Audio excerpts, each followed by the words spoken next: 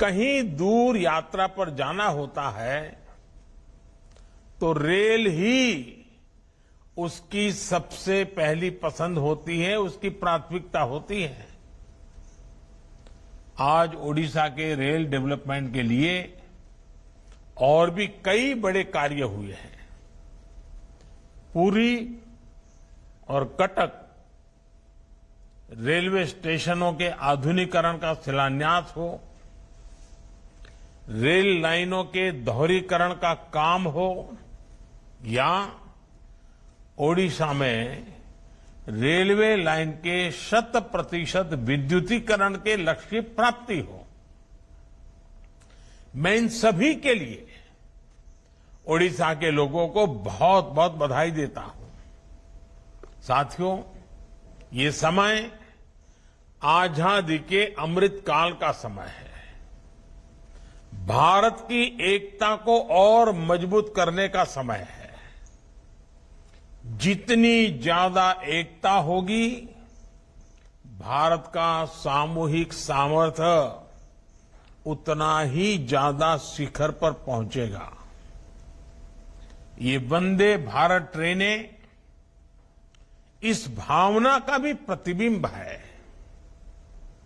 इस अमृत काल में वंदे भारत ट्रेनें विकास का इंजन भी बन रही हैं और एक भारत श्रेष्ठ भारत की भावना को भी आगे बढ़ा रही है। भारतीय रेलवे सबको जोड़ती है, एक सूत्र में पिरोती है। वंदे भारत ट्रेन भी अपनी इसी परिपाटी पर चलते हुए आगे बढ़ेगी। ये वंदे भारत बंगाल और ओडिशा के बीच, हावड़ा और पुरी के बीच जो आध्यात्मिक और सांस्कृतिक संबंध है, उन्हें और मजबूत करेगी। आज देश के अलग अलग राज्यों में ऐसी ही करीब 15 वंदे भारत ट्रेनें चल रही हैं। ये आधुनिक ट्रेनें देश की अर्थव्यवस्था को भी रफ्तार दे रही हैं। साथियों, बीते वर्षों में भारत ने कठिन से कठिन वैश्विक हालातों में भी अपने विकास की गति को बनाए रखा है। इसके पीछे एक बड़ा कारण है कि इस विकास में हर राज्य की भागीदारी है। देश हर राज्य को साथ लेकर आगे बढ़ रहा है। एक समय था जब कोई नई टेक्नोलॉजी आती थी या नई सुविधा बनती थी तो वो दिल्ली या कुछ बड़े शहरों तक ही सीमित रह जाती थी। लेकिन आज का भारत इस पुरानी सोच को पीछे छोड़कर आगे बढ़ रहा है। आज का नया भारत टेक्नोलॉजी भी खुद बना रहा है और नई सुविधाओं को तेजी से देश के कोने कोने में पहुंचा रहा है। ये वंदे भारत ट्रेन भारत ने अपने बलबूते ही बनाई है। आज भारत अपने बलबूते ही 5G टेक्नोलॉजी डेवलप करके उसे देश के दूर सुदूर क्षेत्रों में ले जा रहा है। भारत ने कोरोना जैसी महामारी की स्वदेशी वैक्सीन तैयार करके भी दुनिया को चौंका दिया था। और इन सब प्रयासों में समान बात यह है कि ये सारी सुविधाएं किसी एक शहर या एक राज्य तक सीमित ही नहीं रही, बल्कि सबके पास पहुंची, तेजी से पहुंची। हमारी ये वंदे भारत ट्रेनें भी अब उत्तर से लेकर दक्षिण तक, पूरब से लेकर पश्चिम तक देश के हर किनारे को स्पर्श करती है। भाइयों और बहनों, सबका साथ सबका विकास की इस नीति का सबसे बड़ा लाभ आज देश के उन राज्यों को हो रहा है जो विकास की दौड़ में पीछे छूट गए थे। पिछले 8-9 वर्षों में ओडिशा में रेल परियोजनाओं के बजट में काफी वृद्धि की गई है। 2014 के पहले 10 वर्षों में यहां हर वर्ष औसतन 20 किलोमीटर के आसपास ही रेल लाइनें बिछाई जाती थी, जबकि साल 2022-23 में यानी सिर्फ एक साल में ही यहां 120 किलोमीटर के आसपास नई रेल लाइनें बिछाई गई हैं।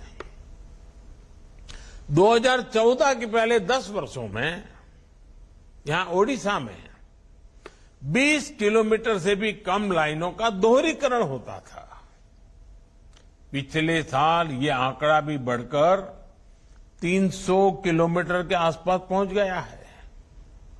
ओडिशा के लोग जानते हैं कि करीब 300 किलोमीटर लंबी खोर्दा बोलांगीर परियोजना कितने वर्षों से लटकी हुई थी।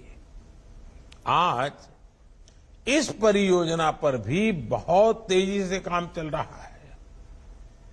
हरिदासपुर पारादीप नई रेल लाइन हो, टीटलागढ़ रायपुर लाइन का दोहरीकरण और विद्युतीकरण हो, जिन कामों का इंतजार ओडिशा के लोगों को वर्षों से था, वो अब पूरे हो रहे हैं। आज ओडिशा देश के उन राज्यों में है जहां 100% रेल नेटवर्क का इलेक्ट्रिफिकेशन हो चुका है। पश्चिम बंगाल में भी 100% इलेक्ट्रिफिकेशन के लिए तेजी से काम चल भी रहा है। इससे ट्रेनों की रफ्तार बढ़ी है और मालगाड़ियों की समय की भी बचत हुई है। ओडिशा जैसा राज्य जो खनिज संपदा का इतना बड़ा भंडार है, केंद्र है, उसे रेलवे के इलेक्ट्रिफिकेशन से और ज्यादा फायदा मिलेगा। इससे औद्योगिक विकास को गति के साथ ही डीजल में होने वाले प्रदूषण से भी मुक्ति मिलेगी। साथियों, इंफ्रास्ट्रक्चर के निर्माण का एक और पक्ष है जिसकी उतनी ज्यादा चर्चा नहीं होती।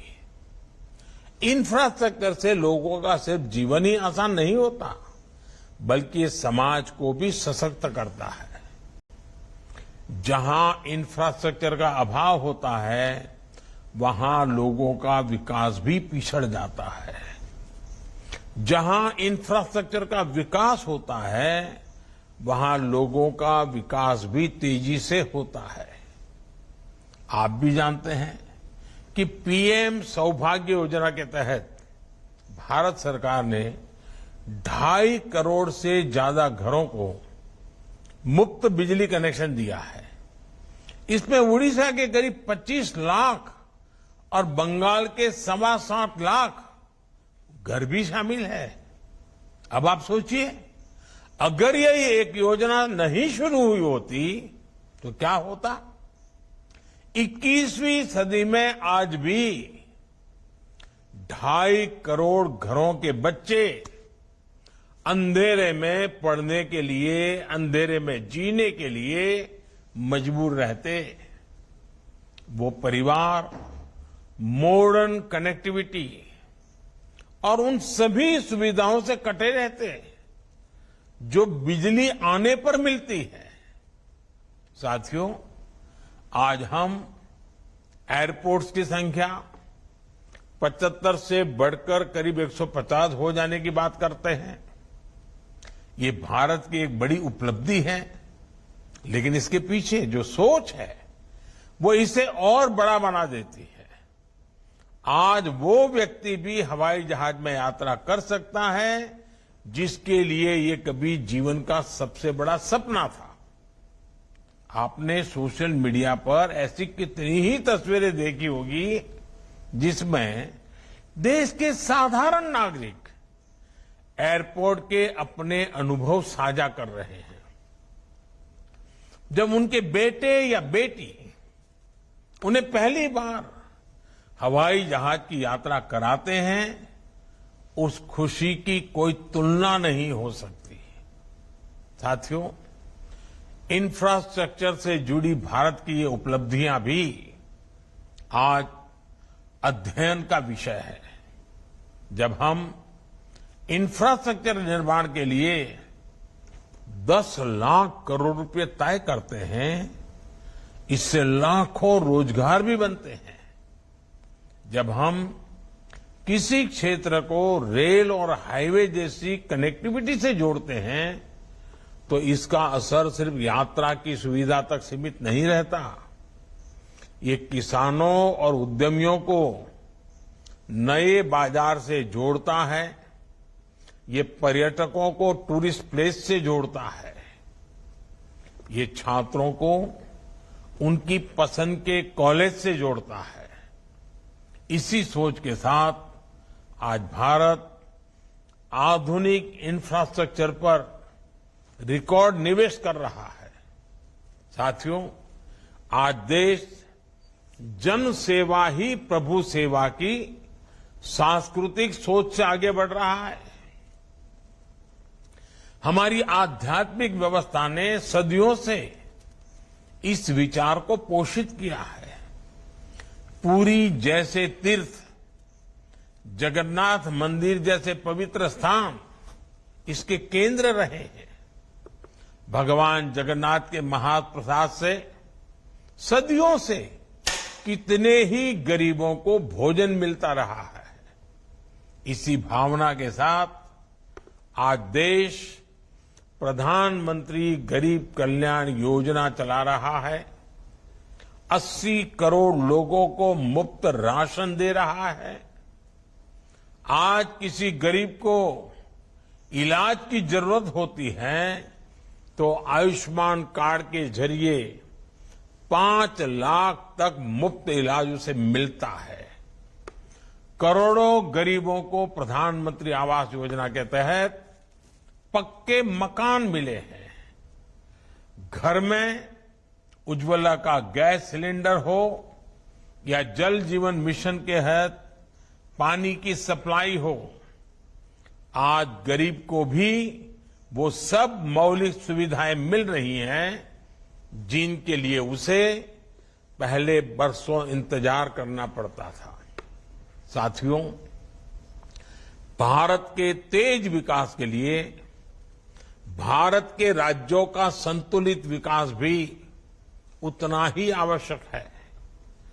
आज देश का प्रयास है कि कोई भी राज्य संसाधनों के अभाव के कारण विकास की दौड़ में पिछड़ना नहीं चाहिए। इसलिए 15वें वित्त आयोग में ओडिशा और बंगाल जैसे राज्यों के लिए पहले के मुकाबले ज्यादा बजट की सिफारिश की गई। ओडिशा जैसे राज्य को तो इतनी विशाल प्राकृतिक संपदा का भी आशीर्वाद मिला हुआ है, लेकिन पहले गलत नीतियों के कारण राज्यों को अपने ही संसाधनों से वंचित रहना पड़ता था। हमने खनिज संपदा को ध्यान में रखते हुए खनन नीति में सुधार किया।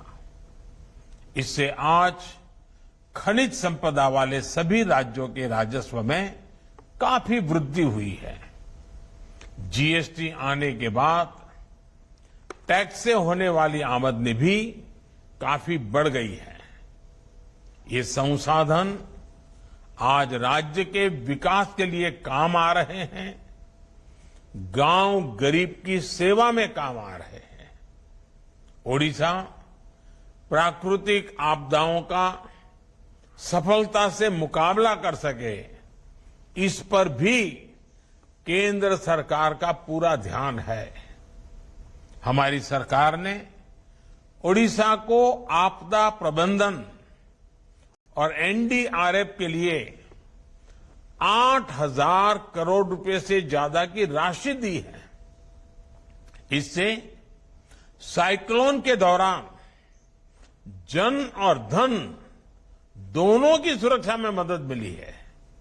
साथियों, मुझे विश्वास है आने वाले समय में ओडिशा, बंगाल और पूरे देश के विकास की ये गति और बढ़ेगी। भगवान जगन्नाथ, मां काली, उन्हीं की कृपा से हम नए और विकसित भारत के लक्ष्य तक अवश्य पहुंचेंगे। इसी कामना के साथ आप सभी को बहुत बहुत धन्यवाद। फिर एक बार सबको जय जगन्नाथ।